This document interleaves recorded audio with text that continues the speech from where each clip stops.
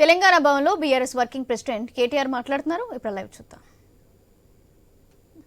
వచ్చిన కార్మికులను కడుపులో పెట్టుకొని వాళ్ళకి డబుల్ రేట్ ఇచ్చి మీకేం కాదు మేము చూసుకుంటామని ధైర్యం చెప్పి ఎట్లా కొత్త రోడ్లు వేసుకున్నామో అదే పద్ధతుల్లో కరోనా సమయంలో కూడా మనం ఆపకుండా నిరాటంకంగా పనిచేయడం వల్ల ఇవాళ హైదరాబాద్ మొత్తం భారతదేశంలోనే మొట్టమొదటి నగరం. 100% సివరేజ్ ట్రీట్మెంట్ ఉన్న ఒకే ఒక్క నగరం హైదరాబాద్ మాత్రమే మొత్తం భారతదేశంలో. దానివల్ల 90% సమస్య పరిష్కారం అయిపోయింది మూసీది.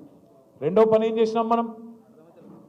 కాళేశ్వరం ప్రాజెక్టు ద్వారా బ్రహ్మాండంగా గోదావరి నీళ్లను మనం ఎక్కడో కింద ఉండే మేడిగడ్డ అక్కడి నుంచి తీసుకొచ్చి హైదరాబాద్ పక్కనే హైదరాబాద్ నెత్తి మీద కుండ పెట్టినట్టు కొండపోచమ్మ సాగర్ అని చెప్పి హైదరాబాద్కి 45-50 కిలోమీటర్ల దూరంలో ఇక్కడే బ్రహ్మాండంగా నీళ్లు తెచ్చి పెట్టినాం.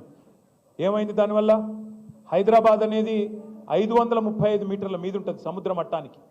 అదే కొండపోచమ్మ సాగరు 618 మీటర్ల మీద ఉంటుంది. అంటే కొండపోచం ఇక్కడ ఉంటుంది, హైదరాబాదు ఇట్లా ఉంటుంది. 618, 535. దాని కిందికి మల్లన్న సాగర్. ఎందుకు కట్టాము ఇదంతా?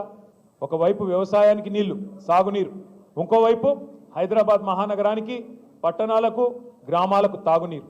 ఇవాళ ఆ కొండపోచమ్మ సాగర్ నుంచి గండిపేటలోకి నీళ్లు తేవడానికి, అంటే గోదావరిలోంచి కృష్ణానదికి నీళ్లు అనుసంధానం చేయడానికి ఈరోజు కాదు, 18 మే 2023 పోయిన సంవత్సరం 18 మే 2023 నాడు క్యాబినెట్లో ఆనాడు మహమూద్ అలీ గారు, నేను, అక్క అందరం ఉన్నాం.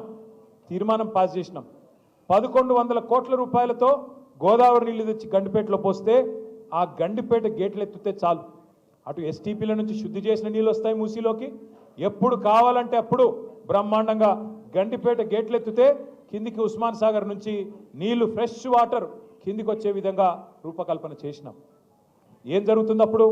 కిందికి నీళ్ళు ఇందాక నేను చెప్పినట్టు నీళ్ళు ఆగకుండా జర్రుమని జారిపోతాయి, ఎందుకంటే నీళ్లు ఆగవు మూసీలో. దానికోసం కూడా ఆలోచన చేసినాం.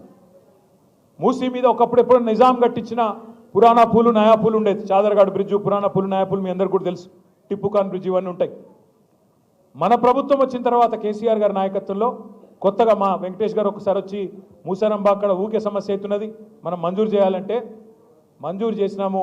15 బ్రిడ్జులు, 15 బ్రిడ్జులు మంజూరు చేసినాం మూసీకి అడ్డంగా. ఆ బ్రిడ్జిల కిందనే చెక్ డ్యామ్ కూడా కట్టాలనుకున్నాం. ఏమవుతుంది దానివల్ల? మనకి ఎప్పుడు కావాలంటే అప్పుడు ఈ గోదావరి నీళ్లు తెచ్చి గండిపేట నుంచి గేట్లు ఎత్తితే మొత్తం మూసి ఎప్పటికీ జీవనదిలాగా ఉండేదానికి, ఫ్రెష్ వాటర్తో కలకలలాడుతూ ఉండేదానికి శాశ్వత పరిష్కారం చూపెట్టిందే కేసీఆర్ ప్రభుత్వం. కాకపోతే ఇక్కడ ముఖ్యమైన పాయింట్ ఒకటే, 3866 కోట్ల రూపాయలతో ఎస్టీపీల నిర్మాణం పూర్తయిపోయింది. ఇప్పుడు కేవలం రేవంత్ రెడ్డి చేయాల్సింది ఒకటే ఒక్క పని, 1100 కోట్ల రూపాయలతోని ఆ గోదావరి నీళ్లు తీసుకొచ్చి గండిపేటలో పోస్తే చాలు. ఆయన కొత్తగా చేయాల్సింది ఏమీ లేదు. పేదవాడికి కడుపు కొట్టాల్సిన అవసరం లేదు, వీళ్ళను మెడలు బట్టి నూకాల్సిన అవసరం లేదు, పట్టి బయట పారాల్సిన పని లేదు. మూసి పునరుజ్జీవం కావాలంటే కేవలం 1100 కోట్లు ఖర్చు పెడితే చాలు. కానీ ముఖ్యమంత్రి గారు ఏమంటున్నారు? 1100 కాదు, 1,50,000 కోట్లు, 1,50,000 కోట్లు అంట. దేనికయ్యా ఖర్చు ముఖ్యమంత్రి 1,50,000 కోట్లు అంటే? ఒక్కడు సమాధానం చెప్పడు.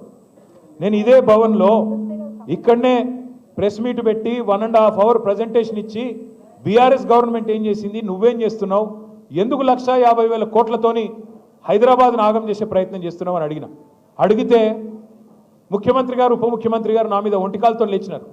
ఏమని? నీకు ఎవడు చెప్పిండు 1,50,000 కోట్లని అంటారు.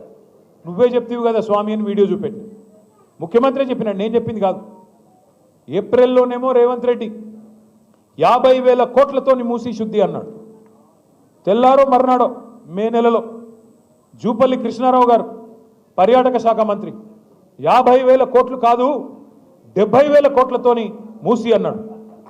జూలై వచ్చింది. జూలై రాగానే మళ్ళీ ముఖ్యమంత్రి గారికి ఏమైందో తెలియదు. గోపన్పల్లిలో మనం కట్టిన బ్రిడ్జు ఆయన వచ్చి రిబ్బన్ కట్ చేసినాడు, సంతోషం. వచ్చి అక్కడ స్పీచ్ ఇస్తాడు, 1,50,000 కోట్లతోని మూసి అభివృద్ధి అన్నాడు. ఇవాళ అదే ముఖ్యమంత్రి ఏమంటాడు? ఎవరన్నారు మీకు ఏడికెళ్ళి వచ్చింది నెంబర్ అంటాడు. అరే నువ్వే చెప్పినావు స్వామి చూడు అంటే నేను చెప్పలేదు అన్నాడు. మళ్ళీ కరెక్ట్గా 4 రోజులకి, మరీ సరిగ్గా 4 రోజులకి ముఖ్యమంత్రి గారు ఒక పుస్తకం రిలీజ్ చేసినాడు ప్రభుత్వం తరఫున, తెలంగాణ గ్రోత్ స్టోరీ అని. అందులో ఏం రాస్తుంది? 1,50,000 కోట్లతో మూసి అభివృద్ధి చేస్తామని రాస్తుంది. మేము అడుగుతా ఉన్నాం, మొన్నటి నుంచి నిలదీస్తా ఉన్నాం, దేనికోసం 1,50,000 కోట్లు? ఎవడి కోసం? 1,100 కోట్లతో తెచ్చేస్తే మూసి పునరుజ్జీవం అయిపోద్ది కదా అంటే వాళ్ళు చెప్పే కారణాలు ఎంత వింతగా ఉన్నాయో ఒక్క నిమిషం మీకు చెప్తాను. వాళ్ళు ఏమంటారు? మూసి పక్కల 2 పక్కల బఫర్ జోన్ ఉన్నది, బఫర్ జోన్లో ఉన్న వాళ్ళను ఎలగొడతాం, ఖాళీ చేస్తాం. నేను ఇవాళ ఇక్కడికి వచ్చిన మా ఆడబిడ్డలను అన్నదమ్ముల్ని ఒక్కటే మాట ఆలోచించమని కోరుతున్నా. మీరే రిజిస్ట్రేషన్లు చేస్తురి బఫర్ జోన్లో, మీరే పర్మిషన్లు ఇస్తురి, మీరే ట్యాక్స్ కట్టించుకుంటురి, మీరే ఇన్ని రోజులు ప్రాపర్టీ ట్యాక్స్ వసూలు చేస్తురి, మీరే రోడ్లు వేస్తురి, మీరే గవర్నమెంట్గా మోరీలు కడుతురి. ఇవాళ వచ్చి అక్కడ ఉన్న ఒక మల్లయ్య గారి ఇల్లేమో అందులోకెళ్ళి మురికి నీరు వస్తుంది, బఫర్ జోన్లో ఉన్నది, మూసి చెడిపోతుంది, కాబట్టి మల్లయ్య ఇల్లు కూలగొట్టాల. మరి నేను అడుగుతా ఉన్నా ముఖ్యమంత్రి, మల్లయ్య ఇల్లు కూలగొడతావు, మరి రేపు బఫర్ జోన్లో నువ్వే ఒక పెద్ద రియల్ ఎస్టేట్ కంపెనీకి వాడికి ఇచ్చి వాడు మాల్ కడతాడు, మల్లయ్య ఇల్లు కూలగొట్టి మాల్ కడతాడు. మల్లయ్య ఇంట్లోకి వెళ్ళేమో మురికి నీరు వస్తుంది, మాల్లోకి వెళ్ళేమో సుగంధం వస్తుందా? మాల్లో కూడా అదే మురికి నీరు కదా వచ్చేది. ఇంకా మల్లయ్య ఇంట్లోకి వెళ్ళి వచ్చిన దానికంటే 1000 రెట్లు ఎక్కువ వస్తుంది. కానీ అది బాగట, ఇది బాగా కాదంట. నేను అందుకే అడుగుతా ఉన్నా, ముఖ్యమంత్రి సమాధానం చెప్పు. బఫర్లో మల్లయ్య ఇల్లు ఉండకూడదు ఎట్లా, మాల్ ఉంటుంది ఎట్లా? సమాధానం చెప్పు. ఎవడి కోసం 1,50,000 కోట్లు పెడతానంటున్నావు? దేనికోసం పెడతానంటున్నావు? మాకు అర్థమవుతున్నది. మూసీ మే లూటో ఢిల్లీ మే బాటో, మూసీలో లూటో ఢిల్లీ మే బాటో. ఎందుకు? నీ బాసులు ఢిల్లీలో ఉన్నారు, వాళ్ళ కోపం వస్తే నీ తుమ్మితో ఊడిపోయే ముక్కు నీది, ఎప్పుడు ఊసిపోతుందో తెలియదు. రాహుల్ గాంధీకి మూటలు పంపకపోతే ఆయన ఊకోడు, మళ్ళీ పైన ఇంకా ప్రియాంక గాంధీ గారు ఉన్నారు, ఇంకా చాలామంది పెద్దలు ఉన్నారు, వాళ్ళకు మూటలు పంపాల్సిందే. పంపాలి అంటే మీకు తెలుసు, కోకాపేట ఇక్కడ మీకు యాదకుండాల రాజేంద్ర నగర్లో కోకాపేట ఉన్నది. ఇలా కోకాపేట భూములు ఎంత ఖరీదైనాయో మా వెంకటేష్కి తెలుసు బాగా. ఖానాపూర్లకు, కోకాపేటలకు, నార్సింగోళ్లకు, మణికొండలకు మీకే తెలుసు. భూముల విలువ ఆనాడు ఎంత, 2014లో ఈరోజు ఎంత. అయితే విచిత్రం ఏంటంటే, మాకు ఎక్కడ ఆశ్చర్యం అనిపిస్తుంది అంటే, కోకాపేటలో ఆనాడు కొన్ని భూములు నియోపోలిస్ అని పెట్టి దాన్ని ఆ మూవీ టవర్స్ పక్కన డెవలప్మెంట్ చేసి, గతంలో కాంగ్రెస్ ప్రభుత్వం కూడా వేలం వేసింది, గోల్డెన్ మైల్ అనే పేరిట. అప్పుడు వాళ్ళు ఆక్షన్ పెట్టినారు రాజశేఖర రెడ్డి గారి టైంలో. మన ప్రభుత్వం వచ్చినాక పక్కన మనం కూడా రుణమాఫీ అని, సిటీ డెవలప్మెంట్ అని, ఈ ఫ్లైఓవర్లు వీటన్నిటిని కట్టనికే ఆక్షన్ పెట్టినాం, వేలం పెట్టినాం. పారదర్శకంగా వేలం పెడితే ఒక్కో ఎకరం 100 కోట్లకు పోయింది.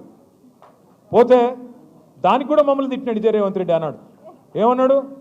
మీరు కేటీఆర్ అనేవాడు దోపిడిగాడు, స్కామ్ చేసిండు, ఇలా 10,000 కోట్లు నొక్కేసిండు అన్నాడు.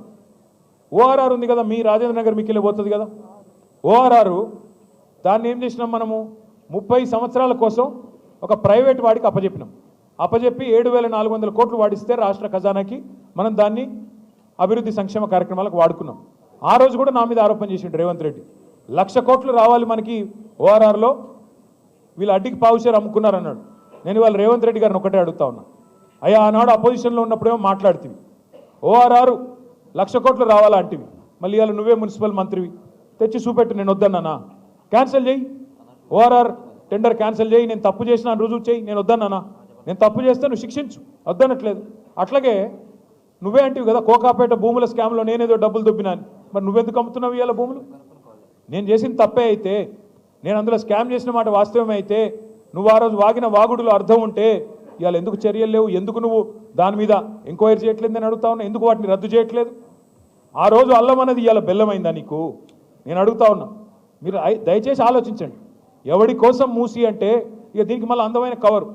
మనం గట్టిగా మాట్లాడి మూసి ఎందుకే నీకు ఢిల్లీలో మూటలు వంచనీక పునరుజ్జీవం చేయాలంటే కేవలం 1,100 కోట్లు సరిపోతుంది కానీ గట్టిగా అడిగితే ఈ మధ్యన కొత్త పల్లె అందుకున్నాడు. బాపు ఘాట్లనట ఈయన పోయి భారతదేశంలో కాదు ప్రపంచంలో అతిపెద్దదైన మహాత్మా గాంధీ విగ్రహం పెడతారంట ఈయన. ఎవరు? రేవంత్ రెడ్డి. రేవంత్ రెడ్డి గారు మహాత్మా గాంధీ విగ్రహం పెడతాను అనగానే మహాత్మా గాంధీ గారి మన్మడు తుషార్ గాంధీ గారు స్పందించారు.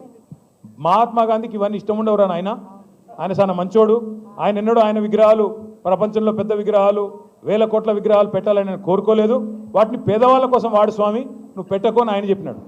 కానీ మహాత్మా గాంధీ గారు తప్పకుండా ఎక్కడున్నారో కానీ ఆయన ఆక్రోషిస్తూ ఉండింటాడు. ఎందుకంటే రేవంత్ రెడ్డి గారు గాడ్సే శిష్యుడు. ఆయన నాథురామ్ గాడ్సే ఆర్ఎస్ఎస్ వాడు, ఆర్ఎస్ఎస్ గాడ్సే గారి శిష్యుడు ఈయన, ఈ వ్యక్తి పేరేమి రేవంత్ రెడ్డి. ఇవాళ ఎట్లున్నదంటే గాంధీ విగ్రహాన్ని గాడ్సే పెడతానంటే ఒప్పుకుంటామా సార్? నాకు అర్థం కాదు. మనం గాడ్సే లాంటి వాడు, గాడ్సేకి వారసుడు ఈయన వచ్చాట గాంధీ గారి విగ్రహం పెడతాడంట, అది కూడా బాపు ఘాట్లో. రేవంత్ రెడ్డి గారికి నేను ఒకటే చెప్తా ఉన్నా, నువ్వు గాంధీ విగ్రహాన్ని అడ్డం పెట్టుకొని మూసీ ప్రాజెక్టు అని దానికి కలరింగ్ ఇచ్చి మళ్ళీ దానిలో కూడా రేట్లు పెంచి దానిలో కూడా డబ్బులు దొప్పుకుంటానంటే ఇది సమంజసం కాదు. మహాత్మా గాంధీని అడ్డం పెట్టుకొని శిఖండిలాగా నువ్వు వెనకాల ఉండి రాజకీయం చేస్తానంటే మంచిది కాదు.